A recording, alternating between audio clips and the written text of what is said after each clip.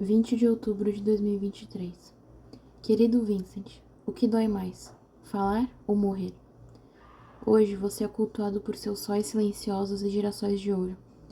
Sabemos como sua dor se tornou do tamanho do mundo e como seu suicídio foi iluminado pelo pôr do sol. Sua arte é uma alegoria da vida e da morte, com suas cores pesadas e carregadas de sentimentos. Quem você seria se a dor não existisse? Tristeza só é bonita nas mãos de um artista, e você era pintor. Sua vida não era um jogo, mas você a jogou de qualquer maneira. No corpo, onde tudo tem um preço, você se sentia um pedinte. Somos aqueles que sofrem por amor apaixonado em um mundo mergulhado na tristeza e repulsa. A Terra não gravita? Toda a matéria, sofrendo, não atrai toda a matéria? Assim nossos corpos a todos que encontramos ou conhecemos. O isolamento é uma coisa bastante penosa, muito além do pessoal. Uma náusea doentia e angustiante contra toda a humanidade e todo o esforço humano. Velhice, doença, morte. Ninguém escapa. Até os belos são como flores prestes a murchar. Embora tudo soe perfeito, nos sentimos doentes. Morrer é uma arte, como tudo. É algo que você conhece a fundo. A melancolia é inevitável. Apesar do apoio dado pela natureza, não deixamos de estar só. Nunca sentimos com tanta força o mistério do futuro, a sensação da ampulheta se esgotando, a febre do tempo correndo rápido, forças desconhecidas, não escolhidas, não desejadas.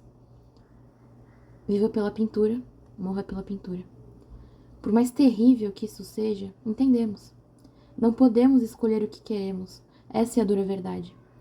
Às vezes queremos o que queremos, mesmo sabendo que isso vai nos matar. Não podemos escapar de quem somos.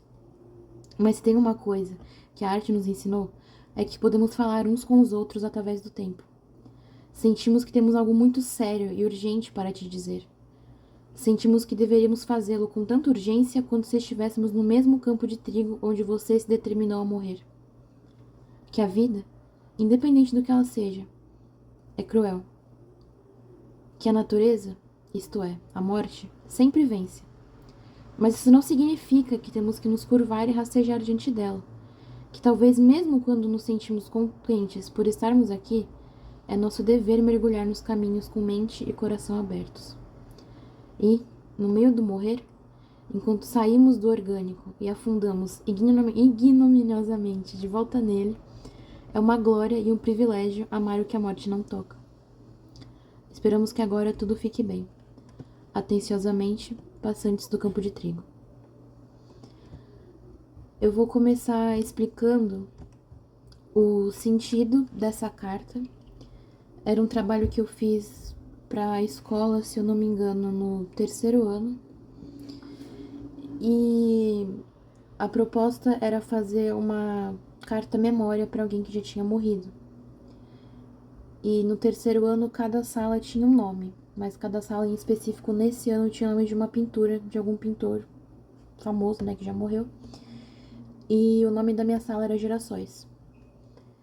Então, eu escolhi escrever a carta dia 20 de outubro. Dia 20 porque era uma data redonda.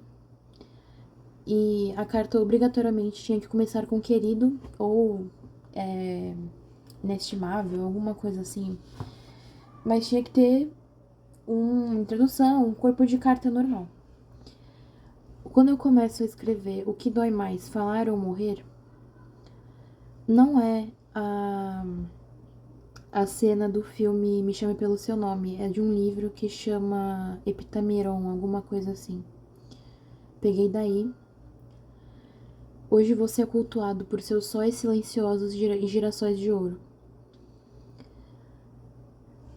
Cultuado, eu queria usar essa palavra porque eu acho que existe sim um culto. Muito mais um culto por essa pintura, que eu não sei se deu pra ver muito bem, mas é a Noite Estrelada.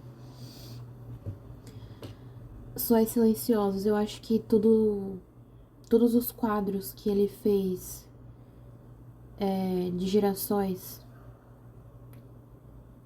tinha alguma coisa dentro de cada girassol. E girassóis de ouro por conta da cor, né? Sabemos como sua dor se tornou do tamanho do mundo e como seu suicídio foi iluminado pelo pôr do sol. Eu quis trazer Isso eu não lembro com toda certeza se ele tentou se matar de tarde. Tipo, em que momento do dia ele tentou suicídio. Mas eu acho que foi, tipo, pelo final da tarde, assim. Tanto é que depois uma galera encontrou ele lá, né, no meio do trigo. E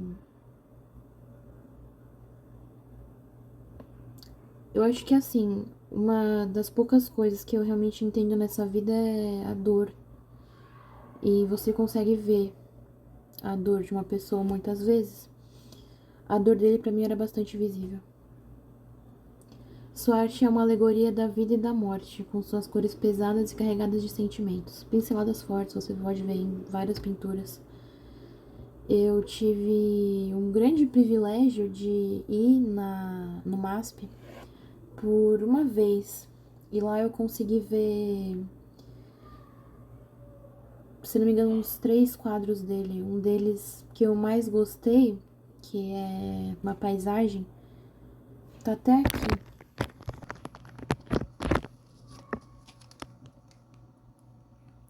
Os Passantes do Crepúsculo. Passeio ao Crepúsculo.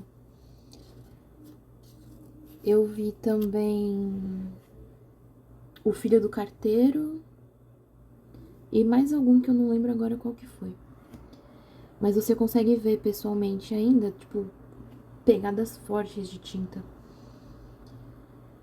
Alegoria da Vida e da Morte, eu quero trazer aqui a ideia dos quadros dele, a ideia de quadros de natureza morta mesmo. Então, da vida também, eu lembro que tem um quadro que é uma prisão, não vou lembrar o nome, mas você consegue ver as pessoas em volta andando em círculo. Querendo ou não, tem vida até nesses quadros mais pesados também. Quem você seria se a dor não existisse? É uma pergunta que eu tinha feito pra mim há muito tempo atrás. Tristeza só é bonita na mão de um artista e você era pintor. Sua vida não era um jogo, mas você a jogou de qualquer maneira. Aqui eu não sei, eu acho que eu quis trazer alguma outra ideia que agora eu não lembro, mas a gente vai passar para outra parte agora. No corpo onde tudo tem um preço, você se sentia um pedinte. Essa frase eu acho meio complicada de explicar porque é de um livro também. Se eu não me engano, o livro é Céu Noturno Cravado de Balas. Se eu não me engano. E a frase é tipo: no corpo onde tudo tinha um preço, eu me senti um pedinte, um mendigo, alguma coisa assim. Somos aqueles que sofrem por amor apaixonado, em um mundo mergulhado na tristeza e repulsa. Pessoas que sentem demais, pessoas apaixonadas por alguma coisa. Ele tinha uma paixão por pintura. E, querendo ou não, acho que essa paixão moveu a vida dele, né? A Terra não gravita? Toda a matéria sofrendo não atrai toda a matéria? Assim, essa parte, na verdade, vou dar uma pausa. Daquela parte, né? Somos aqueles que sofrem por amor apaixonado e a Terra não gravita. Essa parte, se não me engano, é de um poema. Vou tentar pegar as referências que eu usei, tipo algumas que eu lembro de cabeça, e vou deixar até na descrição. Assim nossos corpos a todos que encontramos ou conhecemos. Nesse caso são pessoas específicas, eu acho que são pessoas que você até sonha às vezes, que você sempre encontra pessoas com determinadas características. Pessoas realmente que têm alguma coisa profunda. O isolamento é uma coisa bastante penosa. Penosa aqui eu escrevi penoso mesmo, eu queria trazer essa palavra porque é uma palavra que a minha psicóloga usa muito. E eu queria usar alguma coisa assim, ainda mais trazer essa parte do isolamento, que é uma coisa que eu sempre conversei com ela, e ela sempre usou essa palavra, então essa, essa sentença aqui é uma lembrança pessoal minha com a minha psicóloga. Porque você vai ver aqui depois, né? O isolamento é uma coisa bastante penosa, muito além do pessoal. Uma náusea doentia e angustiante contra toda a humanidade e todo o esforço humano. Aí é uma coisa realmente que eu sentia. Essa parte de se isolar, no caso, pessoas me causavam esse sentimento, essa náusea, essa angústia. E era uma coisa geral mesmo, não era tipo com pessoas específicas, era um isolamento que eu queria contra toda a humanidade.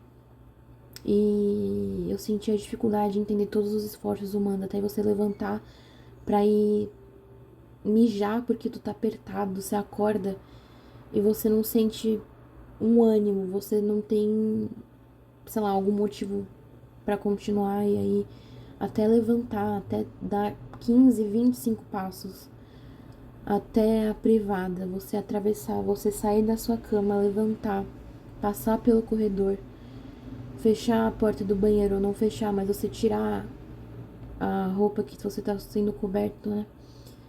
Pra você sentar o seu corpo que é pesado naquele porcelanato frio da privada e mijar toxinas e fazer isso de novo várias e várias vezes. É um esforço que eu não entendia. Velhice, doença e morte, Senhor Buda, né? É o ciclo da vida.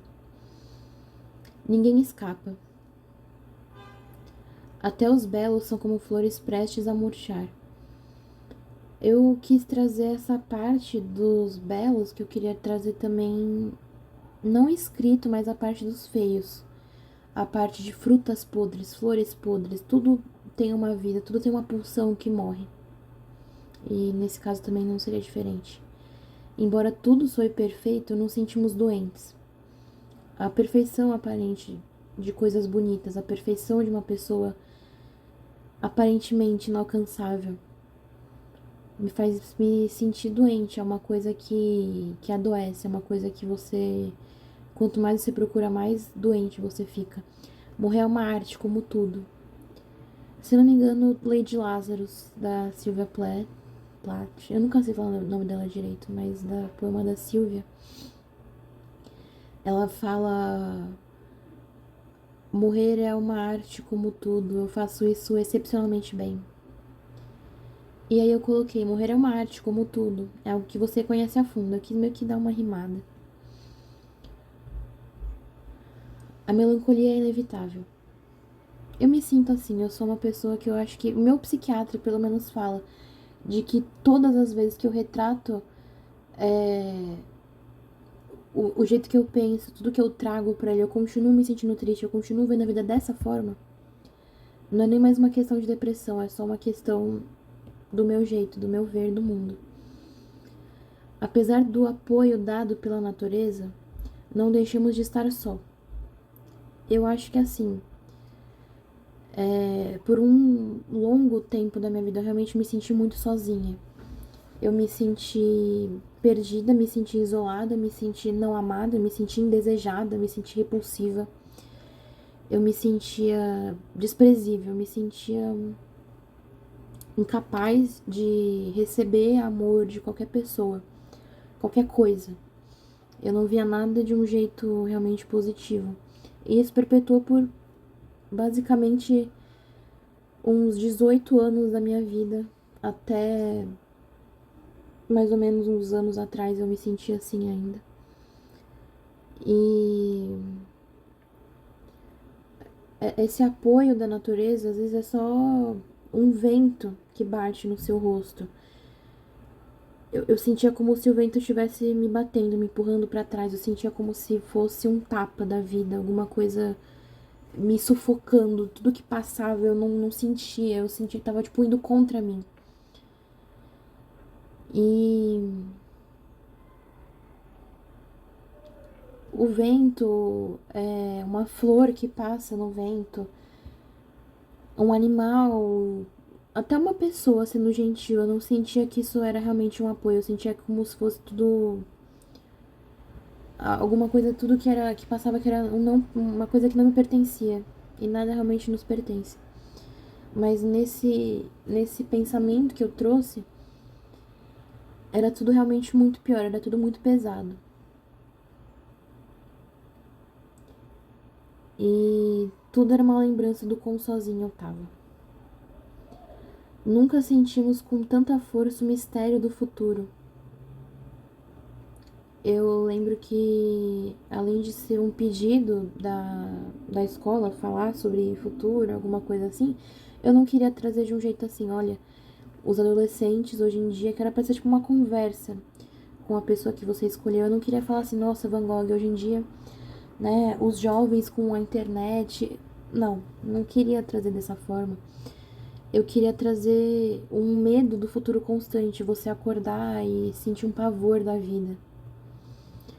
Que é o que eu sinto, eu tenho um medo constante de tudo, um medo que me assola, que vem desde a infância, um medo que formou um chão que eu caminho até hoje. E é um medo que eu não sei de onde vem, é um medo, às vezes ele se apresenta de um jeito com um sentimento específico naquele momento, mas muitas vezes é um medo que só não, não tem um fundamento, é um medo constante, é uma angústia constante, é alguma coisa que tá aqui o tempo todo. E nessas épocas eu nunca senti com tanta força esse mistério, além do futuro, além de tudo, é um futuro, um medo, um mistério que tem dentro desse medo. Nunca sentimos com tanta força o mistério do futuro, a sensação da ampulheta se esgotando, cada vez menos tempo, cada vez eu sinto que o tempo passa mais rápido, eu não tô aproveitando, eu não tô sentindo, tá só acontecendo, eu não acompanho. A febre do tempo correndo rápido. Forças desconhecidas, não escolhidas, não desejadas. Tudo que eu não controlo, tudo que me faz sofrer, que eu não consigo colocar as minhas mãos, tudo que eu vejo que não é natural, tudo que eu olho e sinto angústia, tudo que eu sinto um desconforto, um medo, tudo que eu não desejo, tudo que acontece contra a vontade. Viva pela pintura, morra pela pintura. É aquela frase de um outro jeito: morra pela espada, viva pela espada. E ele era pintura, então morra pela espada, né? Viva pela espada, morra pela espada. Eu era a espada. Ele era a pintura. Vivia pela pintura, ele morreu pela pintura, morreu sem nada. Ele era a pintura. Por mais terrível que isso seja, entendemos. O entendimento que eu tinha aqui não era o mesmo dessa época. Eu não entendia. Eu não entendia, não entendia. Eu passei a entender. E o entendimento é uma coisa muito, muito singular. É o tipo de sentimento que você não compartilha. O que você sente não é uma caixa de bombom, é uma caixa vazia. Tudo que você sente é você não compartilha. Você não consegue compartilhar do mesmo jeito. Não podemos escolher o que queremos. Essa é a dura verdade. Às vezes queremos o que queremos, mesmo sabendo que isso vai nos matar. Não podemos escapar de quem somos. É isso que eu fico pensando, é isso que mais me assombra, que mais me assombrou. Mas tem uma coisa que a arte nos ensinou, é que podemos falar uns com os outros através do tempo. Uma pintura transmite, uma pintura passa, ela ensina, ela mostra. A pintura é verdadeira, ela tem interpretação, mas tem o que a pessoa quis passar. E é isso que é interessante também, as diversas interpretações, diversas ideias. Mas o que mais me fascina é o exato, o que a pessoa queria. Sentimos que temos algo muito sério e urgente para te dizer. Sentimos que deveríamos fazê-lo com tanta urgência quanto se estivéssemos no mesmo campo de trigo onde você se determinou a morrer. A,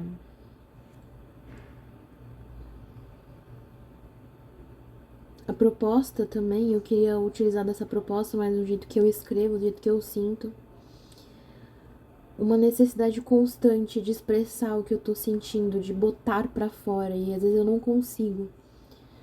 É,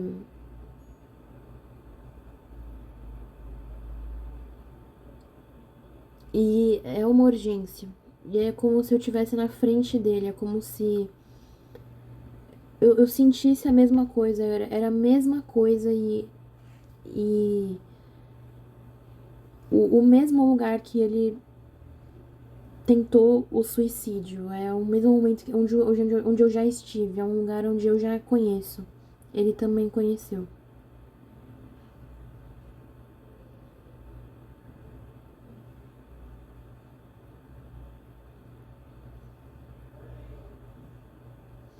Continua aqui, né? Que a vida, independente do que ela seja, é cruel.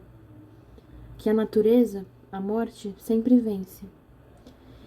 Mas é que isso não significa que nós temos que curvar e nos rastejar diante dela.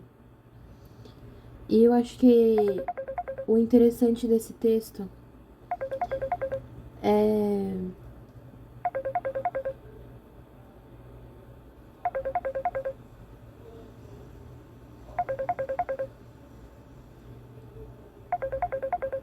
o interessante desse texto é passar por toda essa melancolia, todo esse peso, para no final chegar num momento que tem um final positivo, um final esperançoso, né? Que a gente não precisa rastejar diante da morte. Só porque a gente vai morrer não significa que a gente tem que viver sabendo que tudo vai acabar, tudo realmente vai acabar, tudo é finito, nada nos pertence. Tudo é efêmero, tudo é tão temporário, mas isso não é um problema, não deve ser um problema. A gente tem que, né, a ideia era passar isso mais ou menos.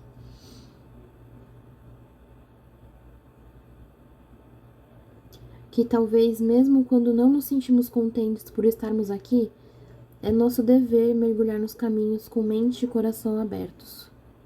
Eu sempre durmo com. Não quase sempre, na verdade. Algumas vezes eu durmo com a janela do meu quarto aberta, durmo com o meu coração aberto, durmo com a porta do meu armário aberta. E eu fico pensando, quando eu procuro uma casa, eu vejo uma janela, o que que eu vejo? Eu vejo uma pessoa, eu vejo um lugar, paz, o que que eu procuro dentro de uma casa? Janelas, às vezes, eu acho que janela é o que mais me pega.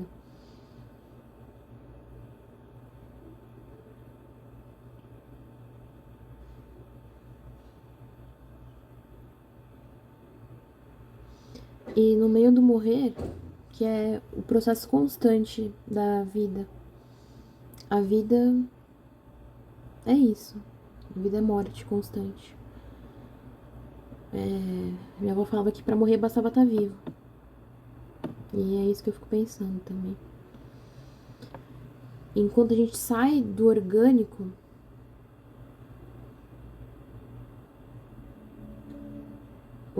do corpo, e enquanto a gente afunda ignominiosamente de volta no orgânico da terra, ou um orgânico de putrefação, um orgânico de cremação ainda é um pó, quando a gente se encontra no orgânico de novo, numa coisa que não é mais pesada, o corpo pesa, o corpo ocupa espaço.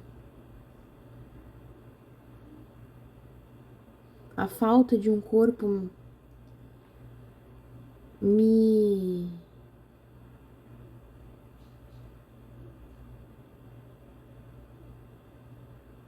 me precisa muito.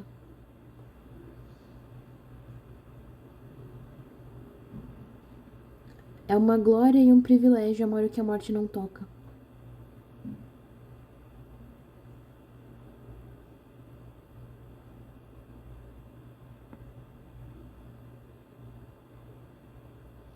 Esperamos que agora tudo fique bem.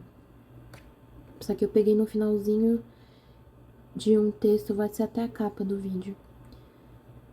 Que eu tenho um livro das cartas do Van Gogh pro Theo, né, o irmão dele. E tem isso, né, atenciosamente, passantes do campo de trigo. Eu queria trazer, a gente tinha que escolher um nome pro grupo. E eu escolhi passantes porque eu tava pensando no texto do Baudelaire, Alma Passante, onde ele fala que ele vê uma mulher que passa por ele. Ele descreve esse tempo dela passar, como não as máquinas, mas como o, o material atrapalha às vezes a conhecer. E a passante. A passante passou, não volta, uma pessoa aleatória, você encontrou com ela, não disse oi, você ganhou uma oportunidade, perdeu uma oportunidade. O que teria acontecido se você tivesse esbarrado, falado alguma coisa? Campo de Trigo, onde ele tentou o suicídio, a gente estava passando pelo Campo de Trigo. E a ideia era essa. Eu vou deixar todo o material que eu me inspirei, que eu usei, que eu pensei, o que eu linkei para escrever essa carta embaixo.